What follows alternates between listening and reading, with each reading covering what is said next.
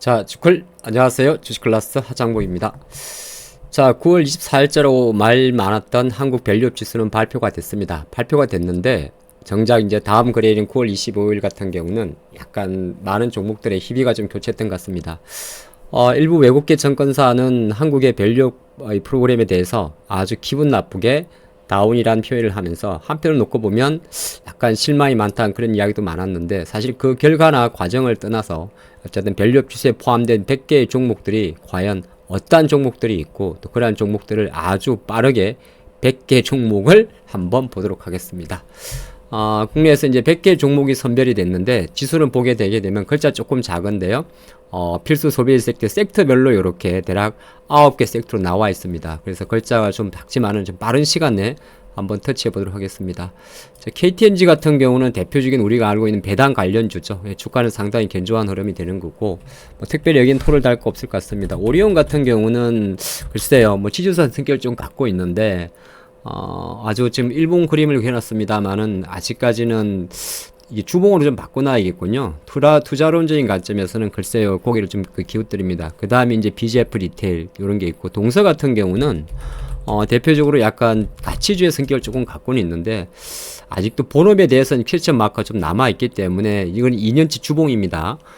밸류업 하나만 가지고 주가가 레벨업 되기에는 좀 제한적이지 않을까 좀 추정을 해볼 수 있을 것 같고요. 대표적으로 롯데 칠성 같은 경우도 대부분 약간 그 자산주의 성격이 좀 많죠. 근데 주가가 2년 동안 바닥을 키고 있다는 것은 밸류업 지수 하나만을 바라보고 투자를 하기에는 조금 어렵습니다. 오뚜기도 마찬가지가 되고요.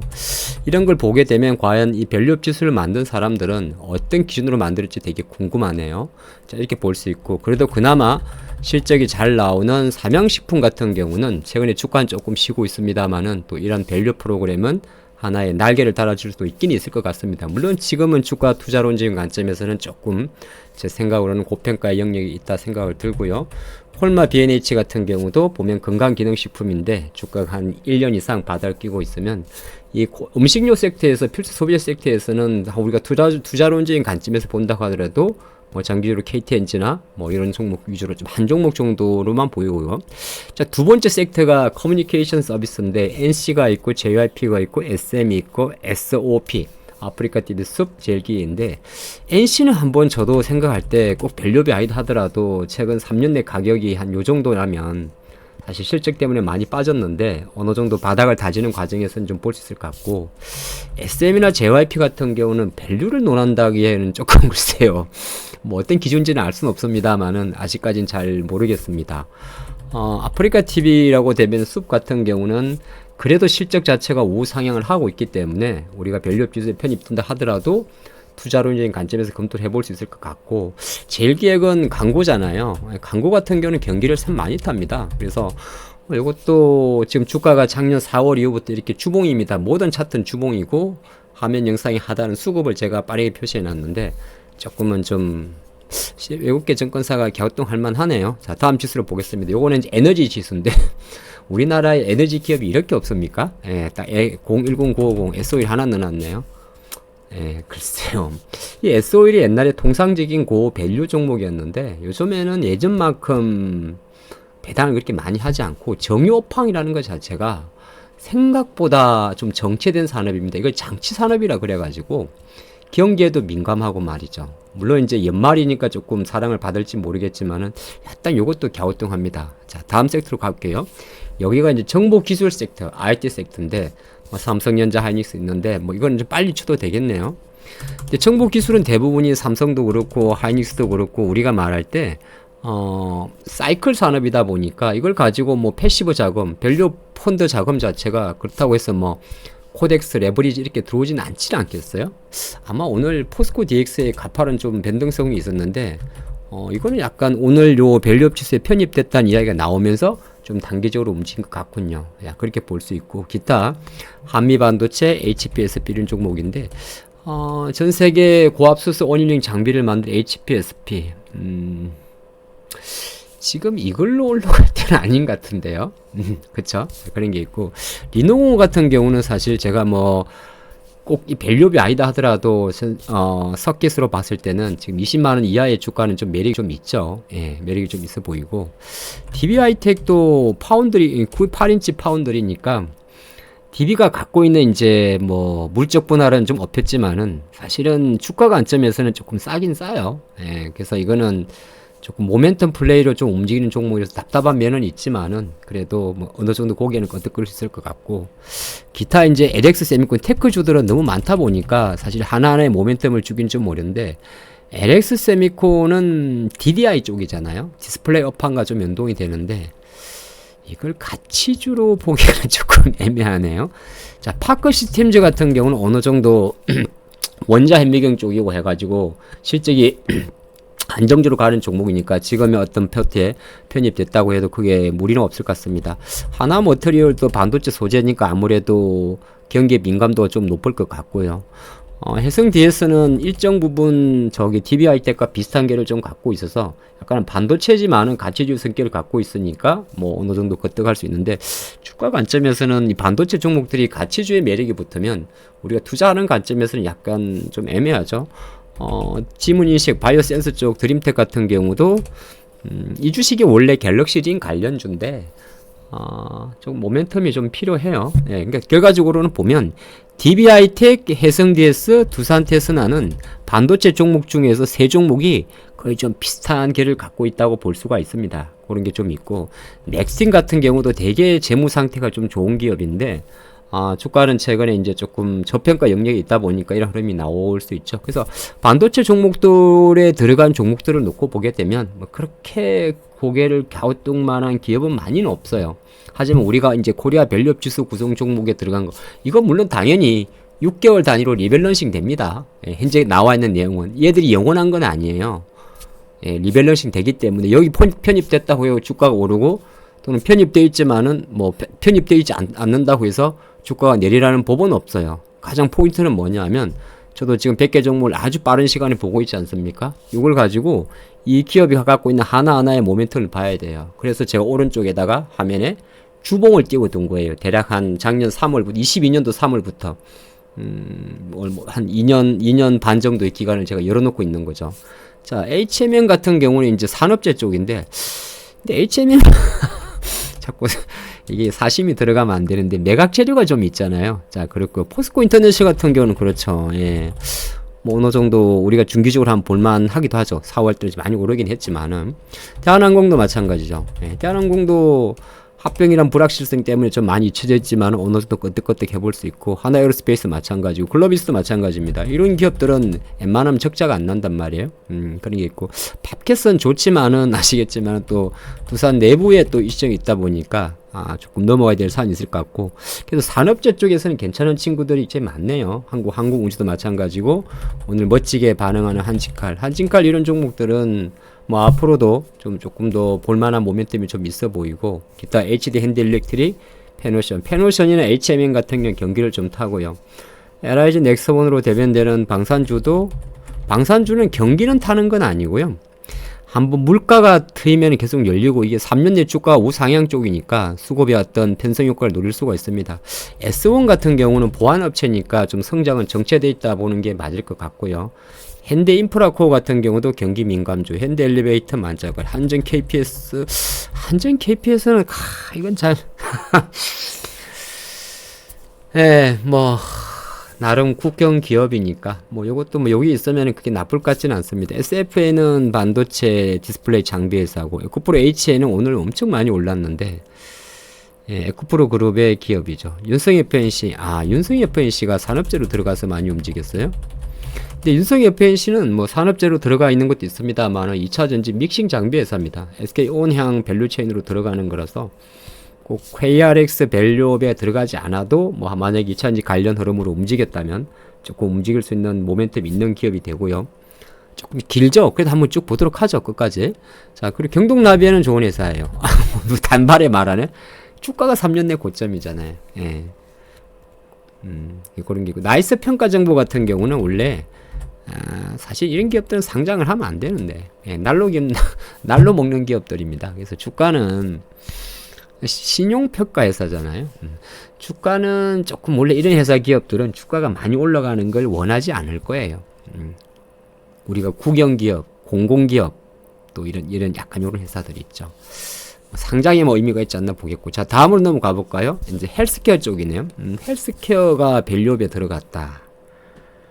사실 밸류업이라는 게 원래 취지가 자기 자본 이익률이 높고 주주 친화율이 높으면서 뭐 배당을 좀 확대하는 기업들, 그런 걸 말하는데, 이 헬스케어 기업들 중에서 배당을 확대한다는 거는 성장주지만은 이익의 유보가 많아야 되는 거잖아요. 근데 한편으로는 헬스케어라는 거는 계속 신약 개발이나 판로 확장, 영역 확장을 해야 되거든요.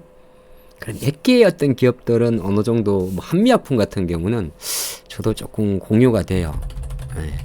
그리고 셀트리온도 지금 계속 성장을 하고 있고 캐파를 확장하고 있는 상태에서 약간 주주 친화적으로 노력을 하기 때문에 아마 이 부분은 그래도 나빠 보이진 않고, 기타 클래시스 같은 경우는 사실 주인이 외국계 사모펀드인데 이거 뭐 누구 배불리게 하는 거지? 예, 그런 게 있고, 케어제는 조금 약간 말이 조금 많아요. 뭐 제가 그냥 모르겠는데, 어쨌든 주가가 지금 보면 23년도 한 5만원대 찍고 나서 계속 약간 역해된 숄더로 떨어지고 있지 않습니까? 이런 거 한번 체크해 보시면 좋을 것 같고, 뭐 메디톡스 같은 경우는 최근에 이제 계속 성장하니까 나쁘지도 않습니다. 덴티움은 아직은 넘어야 될 산이 좀 많지 않나요? 임플란트 쪽이. 오스테 임플란트가 꼭 나빠서 상장 철회한 게 아닌데, 예, 좀 이런 게 있고, 뭐 종건당이나 한미약품 같은 경우는 장기적으로 오랜 기업 동안 있을 기업들이니까 볼만하고, 파마 리서치는 콜레시스랑 같은 결로 보면 좋을 것 같아요. 시젠이 들어온 것도, 뭐 시젠 나쁜 회사는 아니에요. 이게 원래 코로나 진단키트 1위 회사들인데, 뭐 충분히 약간은 지금 시젠은 제가 봐도 지금 요 정도 가격이면 꼭 빠져서가 그런 게 아니라 약간은 저평가 영역에 있다고 볼 수 있어요. 동국제약이 들어갔어요. 얘는 약간 갸우뚱 그러는데, 제 생각입니다. LNC바이오는, 이 연골 치료제 쪽인데, 원래 중국 쪽으로 잘 진행을 하려다가 최근에 좀 비그덕하고 있죠. 근데 주가는 제가 봐도 요 정도 2만원대면 약간의 저평가 이하가 나올 수가 있습니다.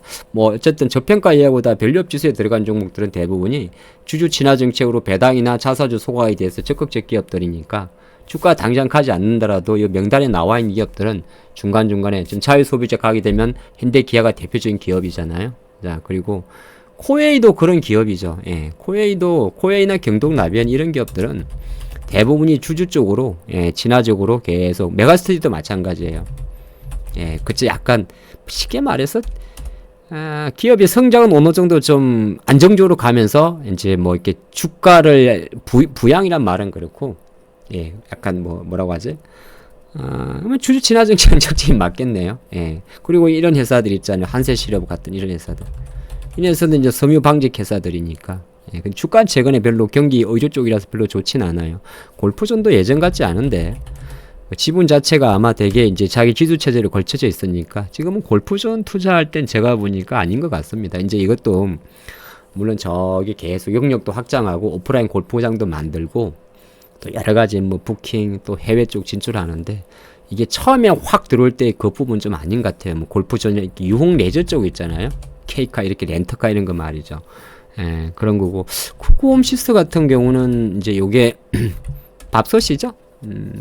이런 거는 싸요.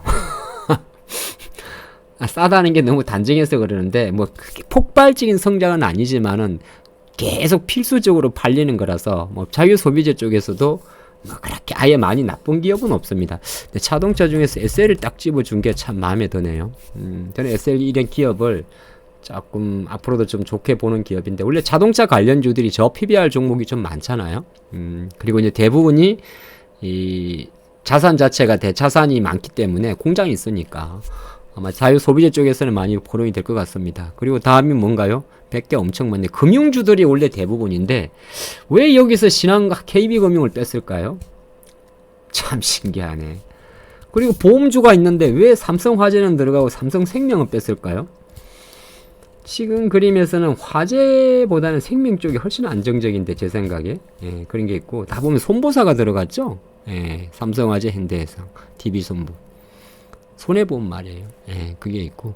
키움증권, 신한지주 같은 경우는 오늘 들어갔음에도 불구하고 조금 차익 매물 나왔는데, 또 앞으로 이제 그림 자체가 좀 남아있으니까, 뭐, 제사 인터넷은행도 마찬가지고, 그렇게 보시고. 원래 다우데이터나 키움증권 같은 경우는 같은 계열인데, 워낙 그 예전에 이제 23년도 초에 뭐 세상을 떠들썩한 사건이 터져서 그렇지 원래 자산이나 주주에서는 되게 친화적입니다. 두 개 정권에서 키움도 마찬가지죠.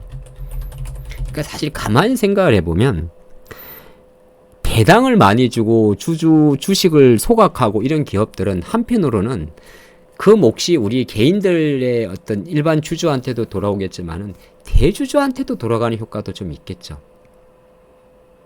그리고 기업들이 어느 정도 대주주와 1대 주주나 2대 주주가 자본이 좀 없는 기업들이 이런 게 많겠죠.